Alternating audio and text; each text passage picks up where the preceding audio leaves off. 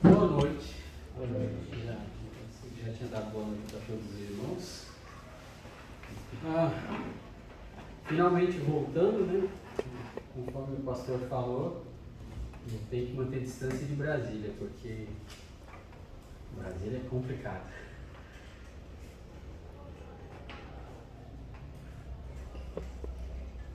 Vou dizer, sabe? Que a dengue, acho que foi aqui depois que eu cheguei. Mas não tem como saber, porque dengue parece que ela, depois de. Se leva. Você é picado e por aí, 6, 7 dias é que ela vai agir em você, né? Apesar que lá em Brasília eu fiquei na casa do meu irmão, que é um local assim que é Águas Claras, que é só prédios, é mais difícil, né? Lá tem detectação o tempo todo.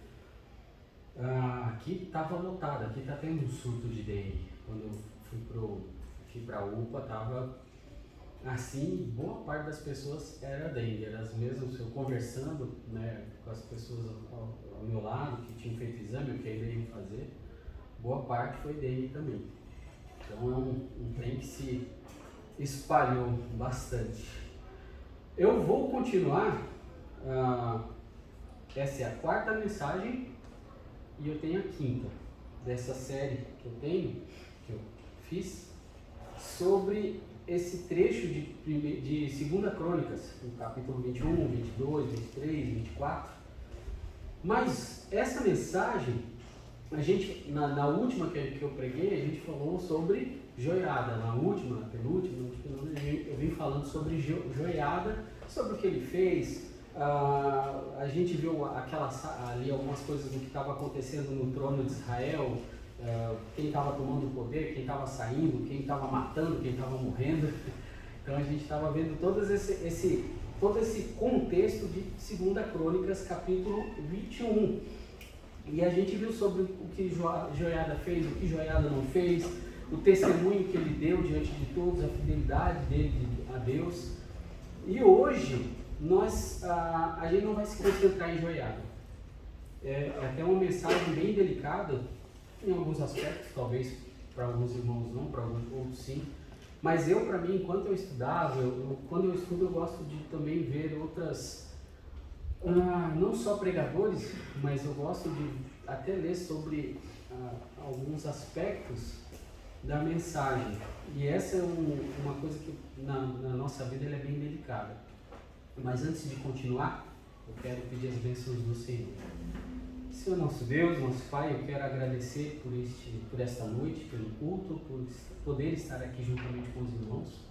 Na quinta-feira passada eu não pude estar, eu apenas ouvi e isso me entristeceu bastante, porque eu gostaria de estar com todos aqui, servindo, participando, tendo comunhão com os irmãos, mas eu sei que o Senhor tem um propósito em cada uma das coisas que acontecem em nossas vidas. Assim como eu falei sobre a questão de fazer planos na última mensagem que eu preguei aqui, naquela quinta-feira, aliás no domingo, o Senhor tinha outros planos para mim, né? Eu não sei os motivos, mas eu confio em Ti. Eu peço que abençoe essa mensagem, que o Senhor me ajude a transmitir para os irmãos aquilo que eu estudei, aquilo que eu consegui, não somente extrair do texto, mas também tudo que há em volta desse acontecimento, e que possamos aprender através da vida dessas pessoas que nós vamos ver hoje. Abençoa, Senhor, esta igreja. Nós sabemos que o maligno ele nunca está contente, nunca vai estar contente conosco, com o trabalho aqui. Que possamos, Pai, ser protegidos dos ataques dele, que possamos ver essa igreja crescer, Pai, se estabelecer, ter pessoas se convertendo, pessoas novas chegando, aqueles que são visitantes que possam estar retornando. Ajuda, Senhor, essa igreja, pois não é fácil para nós. Sabemos que procuramos pregar a Tua palavra como ela realmente é, procuramos cantar hinos que realmente louvem ao Senhor e não louvem ao homem, e a consequência muitas vezes disso é as pessoas não procuram esse tipo de igreja. Que o Senhor esteja trazendo pessoas para o nosso meio. Eu te louvo e agradeço pela vida de cada um dos irmãos que são fiéis, que estão aqui nos cultos, que te servem, pela vida do pastor Bill, dona Suzana também, pelo acampamento, por tudo que o Senhor tem feito neste lugar. Eu te louvo e peço mais uma vez as tuas bênçãos em nome de Jesus. Amém. Então, como eu estava falando, hoje nós não vamos nos concentrar em Joiada. Apesar que a gente já falou 3 mensagens, foram 3, se eu não estou enganado, a gente já trabalhou sobre ele. Hoje nós vamos trabalhar no capítulo 21, vamos ler também uma parte do 22, mas no capítulo 21 nós vamos ver Jeorão, filho de Jeosafá, seguindo os passos dos reis de Israel, ao invés do exemplo do seu pai. Ele demonstra isso ao assassinar seus irmãos, os príncipes, por causa do trono e de suas ambições. Com essa atitude, ele demonstrou em quem ele confiava. Ele demonstrou quem ele respeitava. E que seu pai não conseguiu incutir no coração dele a mesma devoção que tinha de Jeorão, ou seja, o seu pai Josafá. Na nossa versão fala Jeosafá. Então, vamos lá para 2 Crônicas, capítulo 21. Eu não vou pedir para vocês ficarem em pé, porque eu vou ler o capítulo inteiro, então vai ser bem cansativo. Mas com reverência pela palavra de Deus, peço que todos me acompanhem enquanto eu leio. Depois, Jeosafá, capítulo 21 de 2 Crônicas, verso 1. Dormiu com seus pais e foi sepultado junto a eles na cidade de Davi. E Jeorão, seu filho, reinou em seu lugar. E teve irmãos, filhos de Jeosafá, Azarias, Jeiel, Zacarias, Azarias, Misael e Cefatias. Todos esses foram filhos de Jeosafá, rei de Israel. E seu pai lhes deu muitos presentes de prata, de ouro, de coisas preciosíssimas, juntamente com cidades fortificadas em Judá. Porém o reino deu a Jeorão, porquanto era o primogênito. E, subindo Jeorão ao reino de seu pai, e havendo-se fortificado, matou a todos os seus irmãos à espada, como também a alguns dos príncipes de Israel. Da idade de 32 anos era Jeorão quando começou a reinar, e reinou 8 anos em Jerusalém. E andou no caminho dos reis de Israel, como fazia a casa de Acabe, porque tinha filha de Acabe por mulher, e fazia o que era mal aos olhos do Senhor. Porém, o Senhor não quis destruir a casa de Davi, em atenção à aliança que tinha feito com Davi, e porque também tinha falado que lhe daria por todos os dias uma lâmpada, a ele e a seus filhos. Nos seus dias se revoltaram os edomitas contra o mando de Judá, e constituíram para si um rei. Por isso Jeorão passou adiante com seus príncipes, e todos os carros com ele. Levantou-se de noite, e feriu os edomeus, que o tinham cercado, como também os capitães dos carros. Todavia os edomitas se revoltaram contra o mando de Judá, até o dia de hoje. Então, no mesmo tempo, Líbna se revoltou contra o seu mando, porque deixaram ao Senhor Deus de seus pais. Ele também fez altos nos montes de Judá, e fez com que se corrompessem os moradores de Jerusalém, e até a Judá impeliu a isso.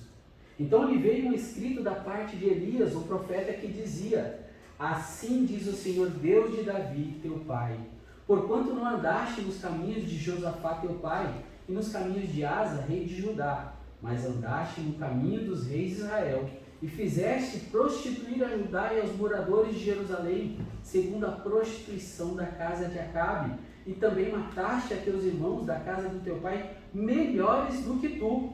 Eis que o Senhor ferirá com grande flagelo o teu povo, e aos teus filhos, as tuas mulheres e as tuas fazendas. Tu também terás grande enfermidade por causa de uma doença em tuas entranhas, até que elas saiam de dia em dia por causa do mal. Despertou, pois, o Senhor contra Jeorão o espírito dos filisteus e dos árabes que estavam do lado dos etíopes. Esses subiram a Judá e deram sobre ela, e levaram todos os bens que se achou na casa do rei, como também a seus filhos e a suas mulheres, de modo que não lhe deixaram filho algum, senão a Joacás, o mais moço de seus filhos. Depois de tudo isso, o Senhor o feriu nas suas entranhas com uma enfermidade incurável. E sucedeu que depois de muito tempo, ao fim de 2 anos, saíram-lhe as entranhas por causa da doença, e morreu daquela grave enfermidade, e o seu povo não lhe queimou aroma como queimara seus pais. Era da idade de 32 anos quando começou a reinar, e reinou 8 anos em Jerusalém. e foi sem deixar de si saudades. Sepultaram na cidade de Davi, porém não nos sepulcros dos reis. Por que Jeorão era assim? Por que ele não respeitava? Por que ele não seguiu os passos do pai dele? Josafá foi um rei segundo o coração de Deus. Ele teve um problema que ele foi lá e se uniu sim com Acabe, mas ainda assim era um rei que buscava o Senhor, era um rei que procurava servir a Deus. Qual foi o problema desse homem? Qual foi o problema desse rei? O problema dele é o mesmo problema que tem em todo homem, todo ser humano. É um problema que começou no Éden. Começou um pouco antes, no coração de Satanás. Mas lá quando Eva pecou e, consequentemente, Adão. O problema que está em cada um de nós.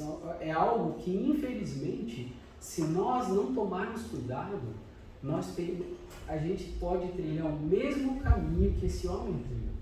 Por mais que a gente ouça a mensagem da palavra de Deus, por mais que a gente procure fazer as coisas certas, se nós não tomarmos cuidado, nós vamos cair no mesmo erro que ele tinha. O coração dele tinha um sério problema. Jeremias 17:9 diz: enganoso é o coração mais do que todas as coisas, e perverso, quem o conhecerá? Já percebeu que as pessoas, quando vão falar sobre o coração, elas tratam como se o nosso coração fosse uma entidade separada de nós? Já ouviu aquela frase: olha, eu acho que você tem que seguir o seu coração. Já ouviu essa frase? Você tem que seguir o seu coração, como se o coração fosse algo separado de nós e que ele pudesse nos orientar. Mas a Bíblia diz que o coração é enganoso, é corrupto, uma outra versão fala que ele é desesperadamente corrupto. E aí, se nós dermos ouvidos ao nosso coração, nós vamos nos dar muito mal. Por que na mocidade, vê que Jeorão, ele tinha quantos anos? 32. Quando a gente é novo, infelizmente, a gente não tem tanta experiência de vida e a gente acaba seguindo o coração. Muitas vezes os familiares, ou amigos, ou parentes, ou pessoas acabam nos falando: olha, mas o que diz o seu coração? O que ele está mandando você fazer o quê? Você está sentindo paz no seu coração? Mas eu não posso seguir o meu coração porque ele é enganoso. Quem que eu tenho que seguir? A Bíblia, a palavra de Deus. Ela é a autoridade, ela é a verdade, é ela quem vai dizer para mim qual caminho eu devo seguir. Mas não era o caso dele aqui. Na história humana temos visto os homens fazerem coisas terríveis, motivados por seus desejos egoístas com corações cobiçosos. Hoje temos visto o exemplo, o pastor mencionou hoje na oração, do Putin.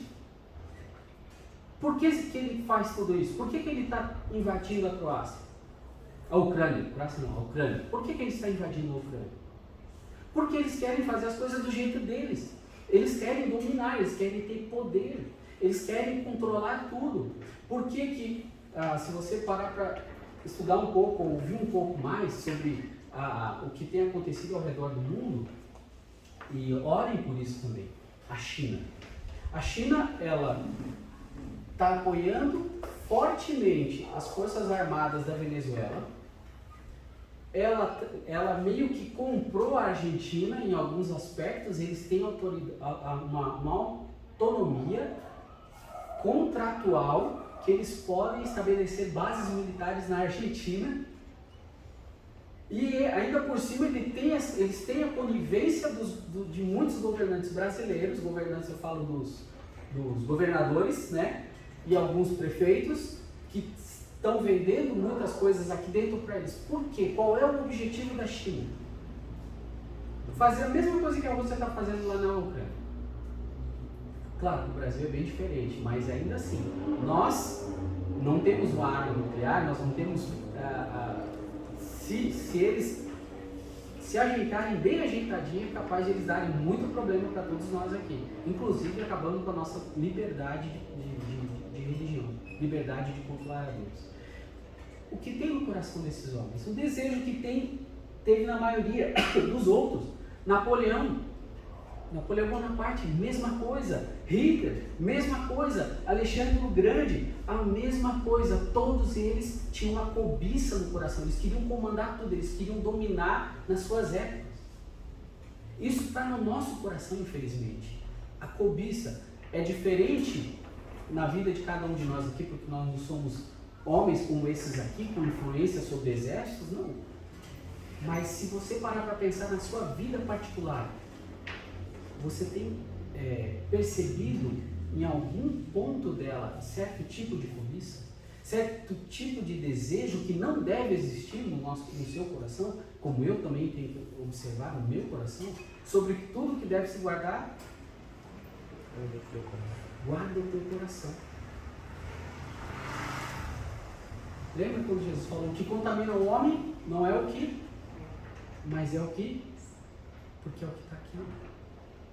Esse coração é pecaminoso demais, e se eu deixar que ele tome conta da minha vida, se eu deixar que ele dê as cartas na minha vida, eu vou ter sérios problemas. Jeorão, aqui a gente leu sobre ele. Acasias, o seu filho, no capítulo 22. Atalia, no capítulo 23, no capítulo 22, no final do capítulo 22. E Joás, no capítulo 23 e 24. São 4 reis, são 4 pessoas que estavam no poder de Israel. As 4 com o mesmo mal, com o mesmo problema, afundando a nação, por causa do seu coração cobiçoso. E a mensagem, né, acredito que ela não vai ser longa, a nossa mensagem dessa noite é a jornada da cobiça e as suas consequências. Segue um padrão, segue um caminho a cobiça. E ela vai caminhando na nossa vida, e se não for refreada, vão acontecendo certas coisas que nós não gostaríamos que acontecesse, e que aconteceu com eles, com essas pessoas aqui que nós vamos ver, principalmente com Jeorão. Primeira coisa, a cobiça nasce no coração, capítulo 21, verso 4. E subindo Jeorão ao reino de seu pai, e havendo-se fortificado, matou a todos os seus irmãos à espada, como também alguns dos príncipes de Israel. Ali a cobiça do coração dele já demonstrava que ele queria o poder só para ele. O pai dele já tinha dado o reino para ele, já pertencia a ele, ele já era a pessoa que ia governar. Ele não precisava matar os seus irmãos. Mas olha que a Bíblia falou mais na frente aqui, a gente vê que quando Deus fala que ele matou os seus irmãos que eram melhores do que ele. Ele sabia quem ele era. Ele sabia da inclinação perversa dele. E não importa quando o nosso coração quando nós estamos seguindo o nosso coração de uma forma errada, quando nós não estamos seguindo a palavra de Deus, mas estamos deixando a nossa cobiça, os nossos alvos pessoais governarem a nossa vida, não importa quem esteja do nosso lado. Olha o pai piedoso que ele tinha, Josafá. Um pai piedoso que servia ao Senhor e que provavelmente deve ter ensinado ele. Deve ter ensinado os seus irmãos também. Mas ainda assim, mesmo ele tendo um pai piedoso, ele foi um homem perverso. Tanto que o reinado dele durou 1 ano e pouco. 1 ano e pouco. E morreu sem deixar saudades. Que é um outro exemplo de alguém que estava perto da coisa mais, não da coisa, de quem é mais precioso no mundo, no universo inteiro, e ainda assim, o orgulho, a cobiça subiu no seu coração. Satanás. Isaías 14:13. E tu dizias no teu coração: eu subirei ao céu acima das estrelas de Deus, exaltarei o meu trono e no monte da congregação me assentarei aos lados do norte. Ezequiel capítulo 28, não sei se deixa eu ver. Ezequiel capítulo 28 também vai falar algumas coisas a esse respeito. Ezequiel 28, do 11 ao 18, diz o seguinte: veio a mim a palavra do Senhor dizendo: filho do homem, levanta uma lamentação sobre o rei de Tiro e diz-lhe: assim diz o Senhor Deus, tu eres o selo da medida, cheio de sabedoria e perfeição em formosura. Estiveste no Éden, jardim de Deus, De toda a pedra preciosa era a tua cobertura: sardônia, topázio, diamante, turquesa, ônix, jaspe, safira, carbúnculo, esmeralda e ouro. Em ti se faziam os teus tambores e os teus pífaros. No dia em que foste criado, foram preparados. Tu eras o querubim, ungido para cobrir, e te estabeleci. No monte santo de Deus estavas, no meio das pedras afogueadas andavas. Perfeito eras nos teus caminhos, desde o dia em que foste criado, até que se achou iniquidade em ti. Satanás estava ali com Deus, com os anjos, que é um lugar mais perfeito do que isso. E ainda assim, a cobiça reinou no coração dele. E isso acontece com cada um.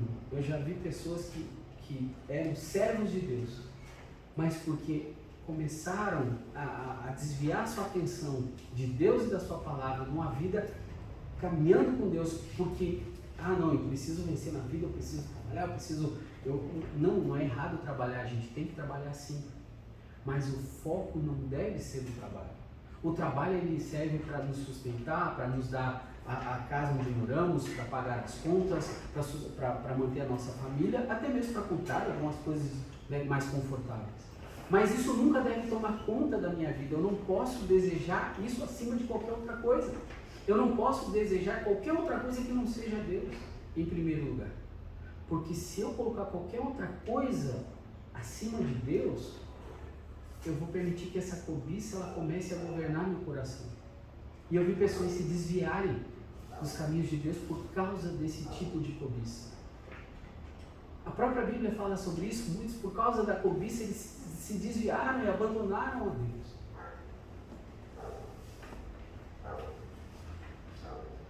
A cobiça nasce no coração, não importa quem está ao seu redor, quem o cerca. Também ela tem o poder de cegar, fazendo não perceber ou acreditar no perigo iminente. Olha lá no capítulo 21, versos 12 a 15. Olha o que diz lá. Então veio um escrito da parte de Elias, o profeta, que dizia: assim diz o Senhor Deus de Davi teu pai, porquanto não andaste nos caminhos de Josafá teu pai, e nos caminhos de Asa, rei de Judá, mas andaste nos caminhos de Israel, e fizeste prostituir a Judá e os moradores de Jerusalém, segundo a prostituição da casa de Acabe, e também mataste a teus irmãos da casa de teu pai, melhores do que tu. Eis que o Senhor ferirá com grande flagelo ao teu povo, aos teus filhos, às tuas mulheres e às tuas fazendas. Tu também terás grande enfermidade por causa de uma doença em tuas entranhas, até que elas saiam de dia em dia por causa do mal. Nem Deus falando para ele: olha, vai acontecer isso com você, com a sua família, com o seu reino, com tudo. Nem isso mudou o coração dele. A cobiça era tão grande pelo poder, por ser o rei, por ser eu quem mando, é eu quem tenho que dar as ordens aqui, eu sou o governante disso tudo aqui, não tem outro acima de mim. Ele não conseguiu enxergar o perigo.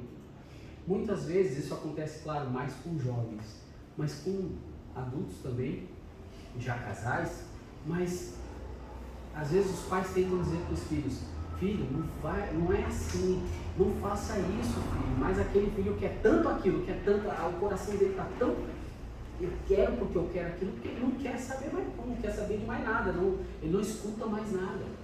E faz o que dá na cabeça dele e dá com os bons nada. Eu lembro quando eu tinha 18 anos, 18?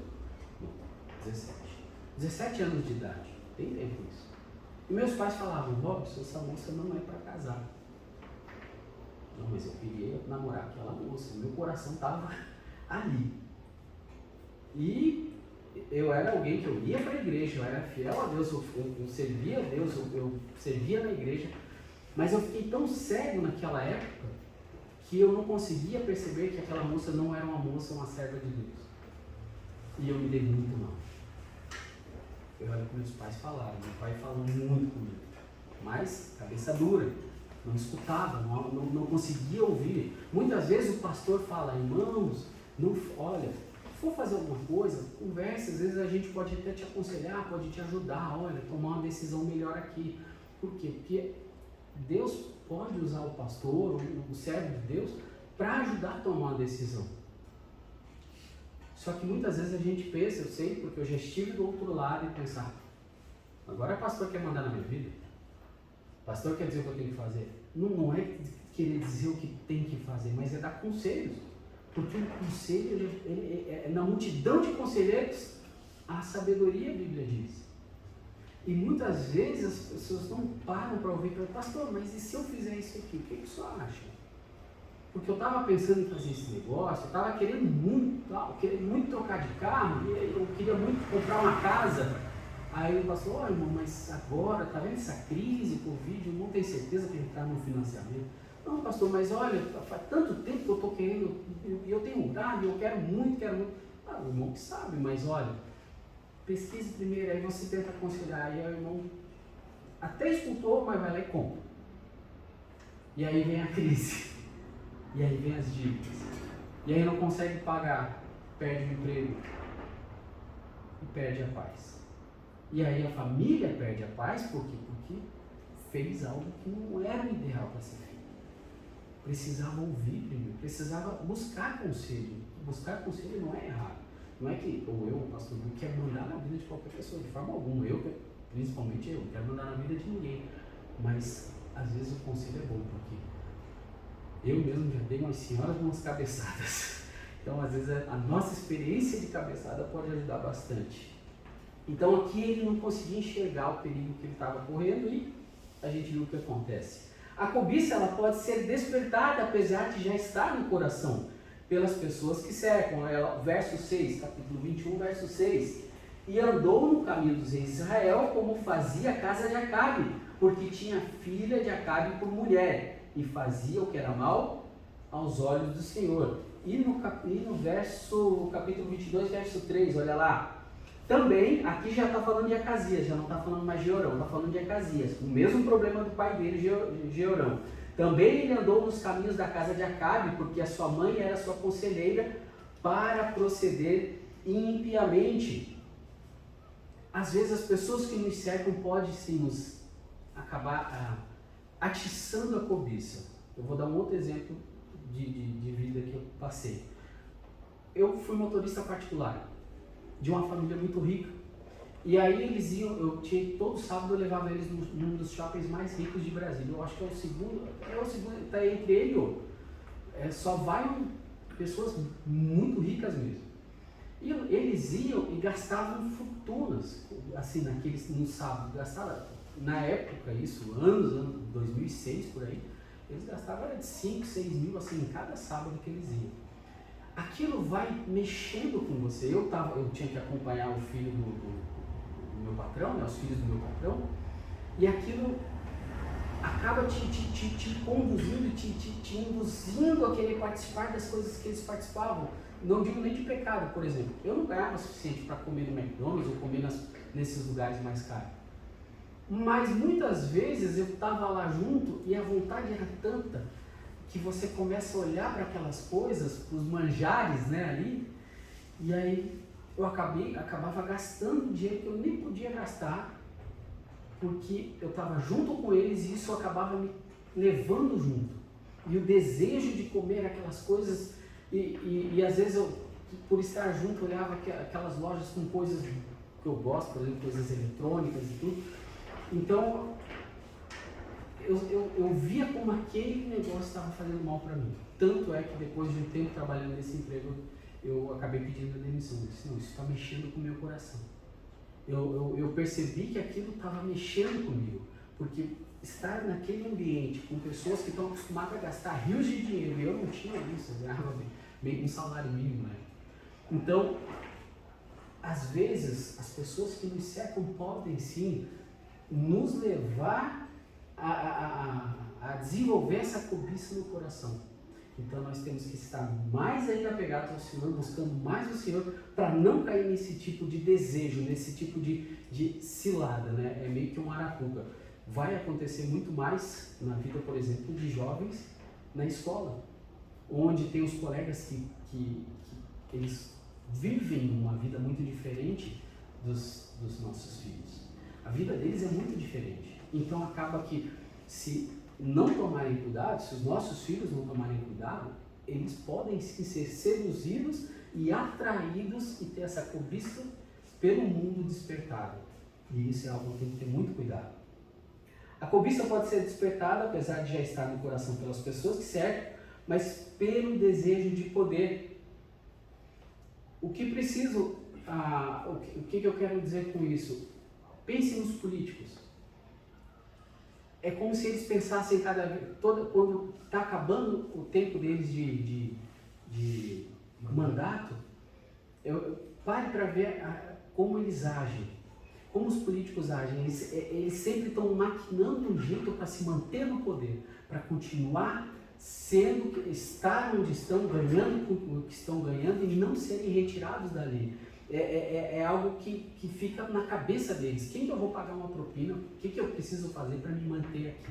O que eu preciso fazer para continuar tendo esse poder? É algo que fica ali no coração da gente. A gente quer controlar a nossa vida, a gente quer ter as coisas do nosso jeito, do nosso gosto.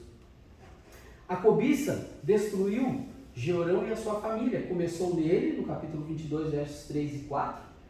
Também ele andou nos caminhos da casa de Acabe, porque a sua mãe era sua conselheira, para proceder impiamente, e fez o que era mal aos olhos do Senhor, como a casa de Acabe, porque eles eram seus conselheiros depois da morte de seu pai, para a sua perdição. Continuou com seu filho e atingiu seus familiares. Capítulo 22, versos 7 a 9.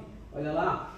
Foi, pois, da vontade de Deus que Acasias, para sua ruína, visitasse Jorão, porque chegando ele, saiu com Jorão contra Jeú, filho de Nice, a quem o Senhor tinha ungido para desarraigar a casa de Acabe.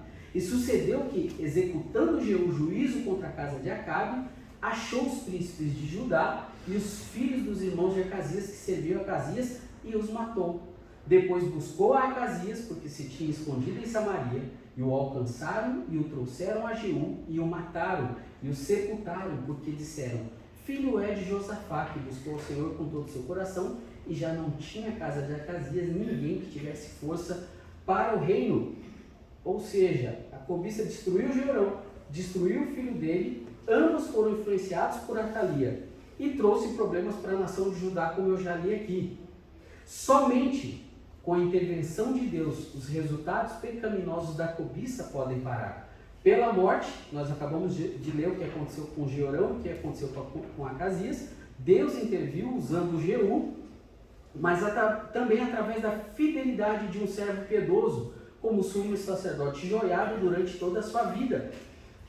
Nós já estudamos sobre Joiada e o que ele fez e como Deus o usou para salvar a vida de Joás e para fazer Joás andar na linha durante toda a vida dele. Deus usou o servo, e Deus às vezes usa pessoas nas nossas vidas para nos ajudar a nos desviar do pecado, a nos desviar do mal. Deus usa pessoas que vão nos ajudar a andar com Ele. Por isso que a Bíblia fala, as más companhias corrompem os bons costumes. Por isso que nós devemos sempre buscar andar com quem? Com pessoas que são servos de Deus. Se nós deixarmos de andar com servos de Deus para andar com pessoas do mundo, elas vão nos influenciar para o mal. Elas vão nos influenciar para o errado. Um parente, um amigo, elas têm esse poder de atração nas nossas vidas e nós precisamos estar firmes no Senhor e não andar com pessoas assim. E por último, para encerrar aqui, somente com a intervenção de Deus, os resultados pecaminosos da cobiça podem parar pela morte, através da fidelidade de um servo piedoso, como foi no caso do sumo sacerdote Joiada, e pela salvação. Homens pecadores sendo transformados ao ouvir o Evangelho, não vivendo mais para si mesmos, mas para Cristo. Gálatas 2:20, já estou crucificado com Cristo e não vivo. E vivo não mais eu, mas Cristo vive em mim. Às vezes nós vemos pessoas que você diz: nossa, esse aí nunca vai se converter. Esse aí é egoísta, só pensa nele, só quer fazer as coisas do jeito dele. Mas vem o Evangelho, quebra aquele coração, ele se converte, a pessoa se converte e se transforma. É Deus agindo na vida de alguém que era cobiçoso, era alguém que vivia para si mesmo, mas Deus transforma essa vida. Deus faz essa transformação. Conclusão. Como está o seu coração? Na dependência de Deus? Ou tem se afastado de Deus por conta de desejos e ambições pessoais? Para encerrar o versículo, Tiago, capítulo 1. Tiago, capítulo 1, versos 14 a 17. Tiago 1, 14 a 17. Mas cada um é tentado quando atraído e engodado pela sua própria concupiscência. Depois, havendo a concupiscência concebido, dá à luz o pecado, e o pecado, sendo consumado, gera a morte. Não erreis, meus amados irmãos. Toda boa dádiva e todo dom perfeito vem do alto, descendo do Pai das luzes, em quem não há mudança nem sombra de variação. Não permita que qualquer coisa que você queira muito atrapalhe a sua comunhão com Deus, atrapalhe a sua comunhão com os irmãos, atrapalhe a sua vida na igreja. Coloque Deus em primeiro lugar. Atrapalhe você no seu seio familiar. Porque às vezes nós não percebemos quando a gente quer muito uma coisa, a gente deseja tanto aquilo, que a gente não percebe que aquilo se tornou nosso alvo e virou uma cobiça na nossa vida. Nós precisamos lutar contra isso, porque todos nós estamos sujeitos a isso. Enganou-se o coração. Todos os corações, mesmo dos salvos. Amém? Vamos orar. Senhor, obrigado pela tua palavra. Abençoa, Senhor, eu te peço agora os pedidos de oração. Que o Senhor esteja não somente recebendo, mas atendendo a cada uma de nossas orações. Nos ajuda, Senhor, a não sermos cobiçosos. Nos ajuda, Senhor, a vivermos para o Senhor. A buscarmos primeiramente o Senhor, colocando todos os nossos desejos, todas as nossas vontades diante de Ti, diante do Teu trono de graça, confiando que o Senhor está cuidando de cada um de nós. Abençoa também quando os irmãos estiverem voltando para os seus lares, livra-os de todo mal e nos dá um bom restante de semana. Em nome de Jesus que nós oramos. Amém.